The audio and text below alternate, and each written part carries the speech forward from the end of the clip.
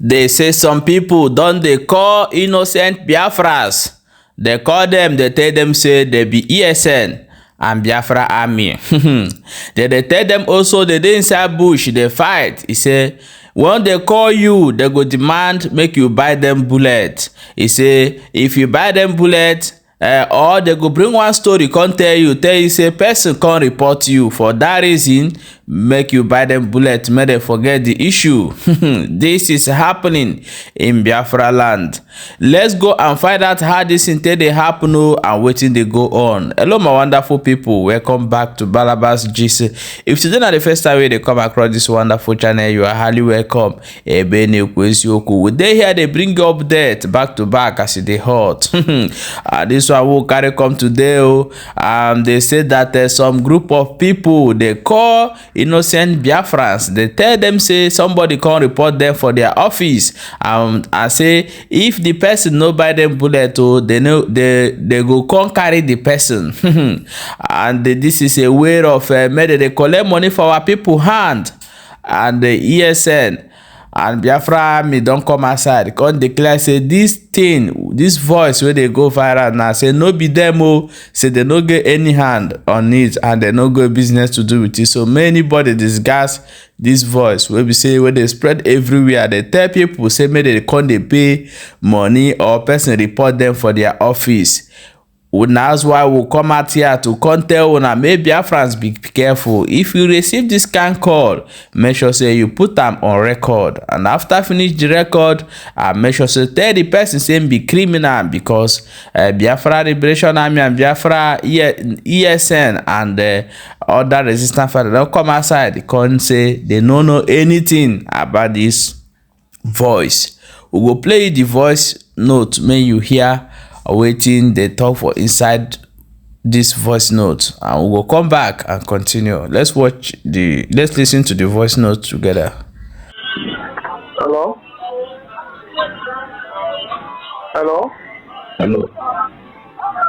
Wátćh Kingdom, get me. I got gonna. I give me a bone, could be the long one. You go back to the bone. Yeah, once I came back here in the motor, they have full. So, can I send us a regular and the mother and you see on the Lagos to our camp? It's a good name. Can I send us a regular and the mother and the working online? We see from all the way from Lagos, Ɓéén and their business. Where they are camp, where Livé, that would tell Rosia. One day, I have a one case and yesterday, I was under the Rosie assembly last week. So, I complained with that. Mommy said, how I could my boy moved on record. If any how I would come, go happy. I would open your own pick. My address is Ɓéén or Lagos. That is somewhere I go on just happening. So, I'm with your address. If you I got that Bruce, my boy, that I Bruce in Lagos.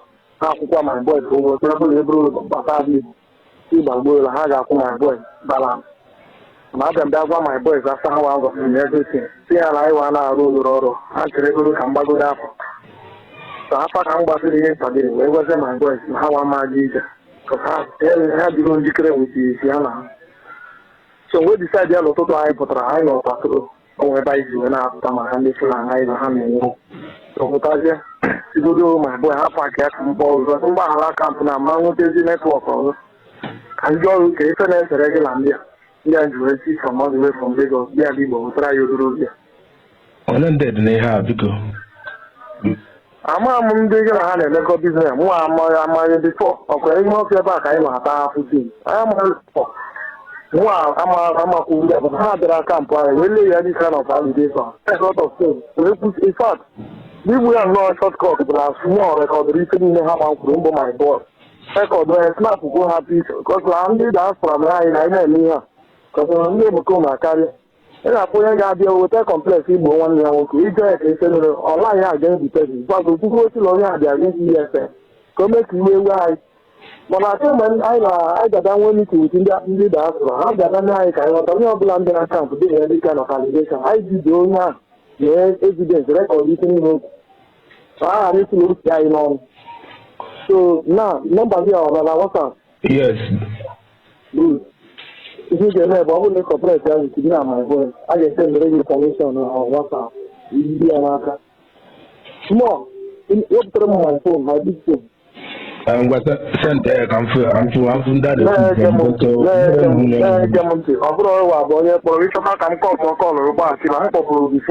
Before you are going for 2 times the peak or so.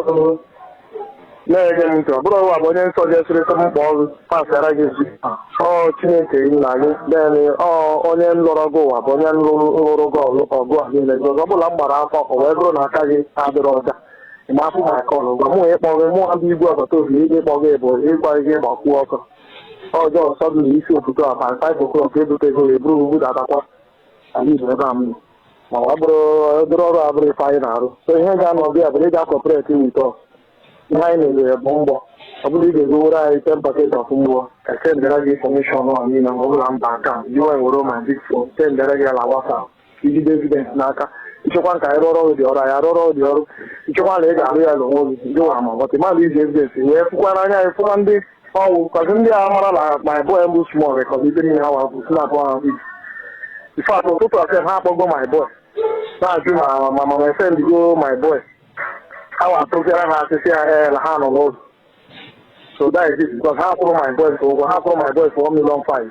They have a road. And if I had a about 1 package, 63,000. I need to. So I need to 10 package in a car. Okay. If you're near Kita, or can we get near, I won't see some information. Is it the Send that number, Malak. Send their account number here. Now this line. Then if all down those information. What needs account? I'm going to try and go now. But my boy can't get in because you can't get a box. That is the POS, not account to send the right. I land you do this both serious issue. So I won't know Lamboni yes and I got a long account to do it. I want a new account. Lord, I'm my boy now. I'm both sniper. Here needs the POS, not an account forward. Then they back how many packets we they go to Tana. I won't see the house they go to one POS in an MS.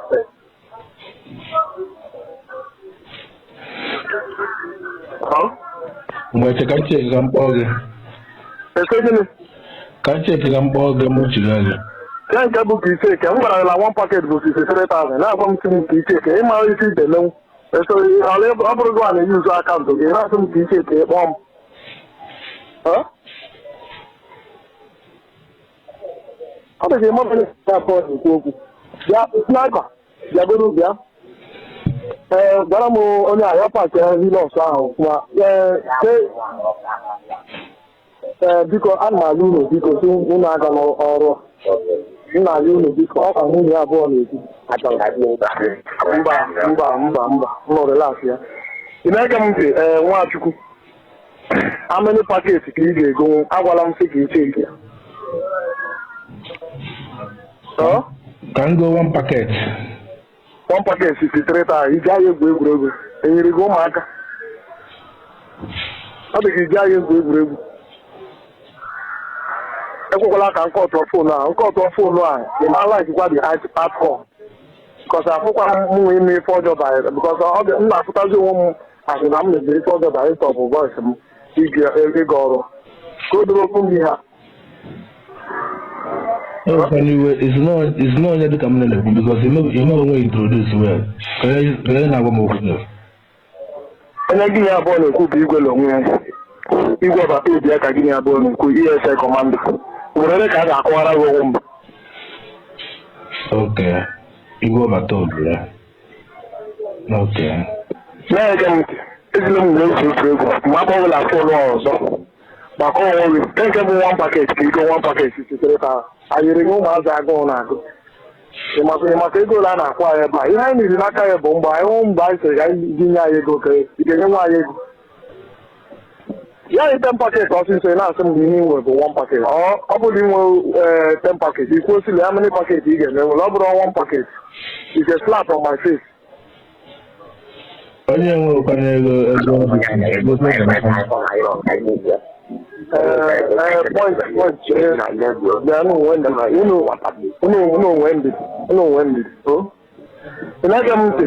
It's not only a good question. How do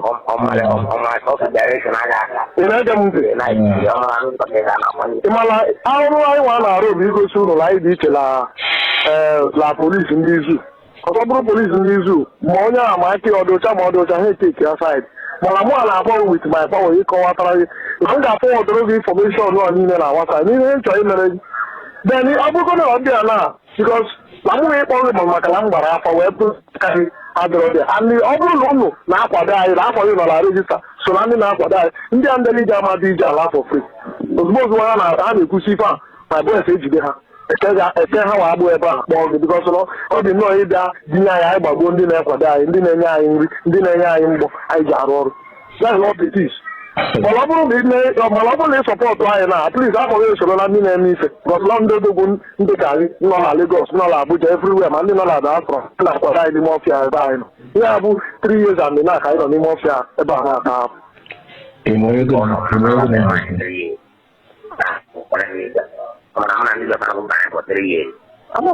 Sometimes, Lagos, but I don't want to go in there. I don't want to. Otu anyị nọ n'ime ọfịa na ise gịnị? Ọ gaghị m onye gụrụ ya na-ekwu okwu. Ma ma onye nwunye abụọ na-ekwu okwu. Yes. Ka onye nwunye abụọ na-ekwu okwu. Ị bụ Chukwu okike Ọbịama? Ọbịama ka nwunye ya na-ekwu. Nwanne ka ma ọ daa nọ.